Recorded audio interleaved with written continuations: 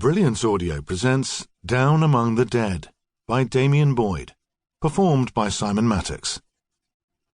The guilt weighs heavy, Master Appleby.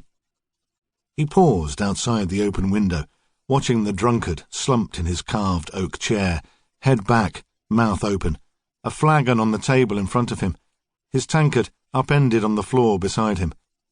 And a fine manor house. Tell me, how does a cobbler afford that, I do wonder?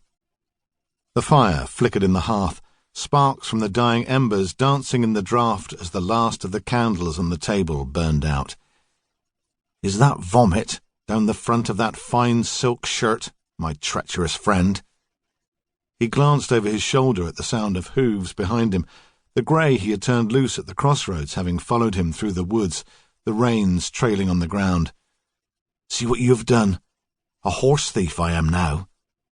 Rebel, slave, horse thief, destined for the gallows as sure as night follows day, but not before I have added murder to my litany of trespasses. A knife on the table and a sword hanging on the wall above the granite lintel. He glanced down at the rusting hand scythe he had found on the edge of the cornfield at Chedsey, dropped by one of his band of brothers fleeing the field of battle. Turning the blade in the glow from the fire, he ran his finger along the cutting edge. Blunt. A blacksmith. Come to this. Still, the point would be sharp enough for the task at hand. He tried the latch on the door, careful to make no sound. You will waken, Master Appleby, when I am good and ready. Not bolted either. The door inched open, the hinges well greased. The wet leather soles on his boots made no sound on the stone floor, just as the boots of thousands of good Somerset men marching out on to Langmoor had made no sound that fateful night 10 long years ago. He picked up the flagon and sniffed the dregs. Rum. Unconscious in drink, a door not bolted. A want of care, Master Appleby, he whispered. Did you think I had forgotten you? He took off his wide-brimmed floppy hat and placed it silently on the table, watching the last of the raindrops trickle down between the timbers. 2 hours in the saddle, lappery all the way, he was soaked through.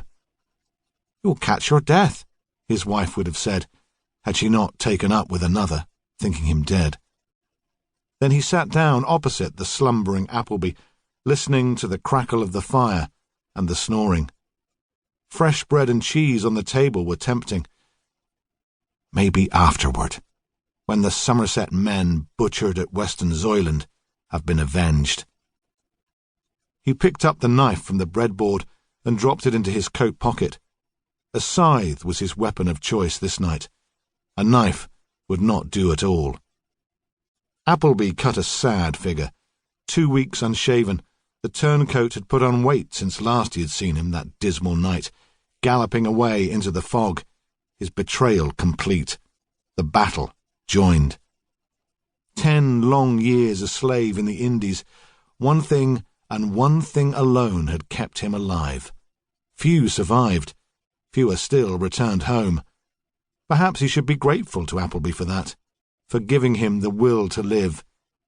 His breathing quickened. Vengeance is mine.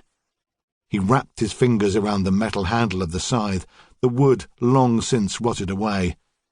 The day of your calamity is at hand, my old friend. Or perhaps I should let Judas sleep a little while longer. Mixing Old Testament and New, that would be the least of his troubles. Yes, there will be a price to be paid, and I will gladly pay it. He perched on the edge of the table, his feet resting on the arms of the chair either side of Appleby. Then he lined up the tip of the scythe with the left side of the drunkard's chest, his left hand taking a firm grip on the handle, his right wrapped in a cloth and holding the curved blade. He thought about the lines of loyal Somerset men marching out of Bridgewater that night to fight for their proclaimed King Monmouth, blacksmiths, cobblers, graziers, wood-turners, some armed with muskets, some with scythes, all of them betrayed by Appleby for his 30 pieces of silver.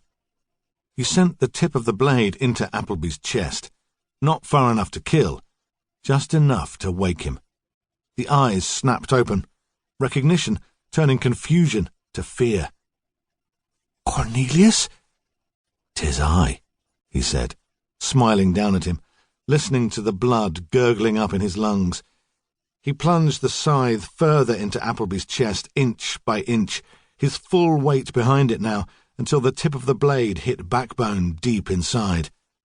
He leaned forward and peered into Appleby's eyes, watching the last flicker of terror begin to fade as his gasps shallowed.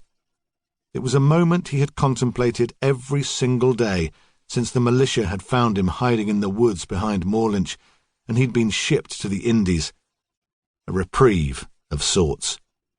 And it was a moment to savour, however fleeting it might be. He leaned forward and whispered his parting shot in the dying man's ear. "Beat your drums, Master Appleby. The enemy is come."